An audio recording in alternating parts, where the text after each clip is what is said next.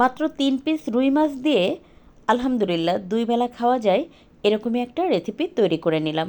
তার জন্য একটা প্রেসার কুকারে বেশ কয়েকটা আলু দিয়ে খুব ভালোভাবে সিদ্ধ করে ম্যাশ করে নিয়েছি। এদিকে আমি ওই রুই মাছগুলো লবণ হলুদ দিয়ে মেখে কাটা বেছে রেখে দিলাম। এবার চুলায় একটা প্যানে রান্নার তেল দিয়ে দেবো, তাতে দিয়ে দেবো পেঁয়াজ কুচি আর রসুন কুচি। তারপর লাল লাল করে পেঁয়াজ রসুন ভেজে নেব। এবার তুলে নেব বেশি অর্ধেকটা পরিমাণ পেঁয়াজ রসুন আর তেল। এখন এর মধ্যে মাছগুলো দিয়ে 2-3 মিনিট ভেজে নিয়েছি, সাথে দিয়েছি আদা রসুন বাটা। 2-3 মিনিট কষিয়ে নেওয়ার পরে দিয়ে দিলাম হচ্ছে শুকনো মরিচের গুঁড়া, হলুদ গুঁড়া, ধনে গুঁড়া, জিরা গুঁড়া, স্বাদ মতো লবণ। তারপর অল্প পানি দিয়ে খুব ভালোভাবে কষিয়ে নিয়েছি। এখন এর মধ্যে কাঁচামরিচ আর পেঁয়াজ কুচি দিয়ে একটুখানি নেড়ে মিশিয়ে দিয়ে দেবো হচ্ছে ম্যাশ করে রাখা আলু। বেশ খানিকটা পরিমাণ পানি দিয়ে গুলিয়ে রেখেছিলাম। চুলার আঁচ মিডিয়াম হিটে রেখে 15-16 মিনিট রান্না করে নিয়েছি। এবার এর মধ্যে দিয়ে দেবো ওই যে আগে থেকে পেঁয়াজ রসুন যে লাল লাল করে ভেজে রেখেছিলাম সেটা, আর কাঁচামরিচ। তার সাথে দিয়েছি 1 চা চামচ পরিমাণ ভাজা জিরার গুঁড়া। নামানোর আগে দিয়ে দেবো ধনেপাতা কুচি।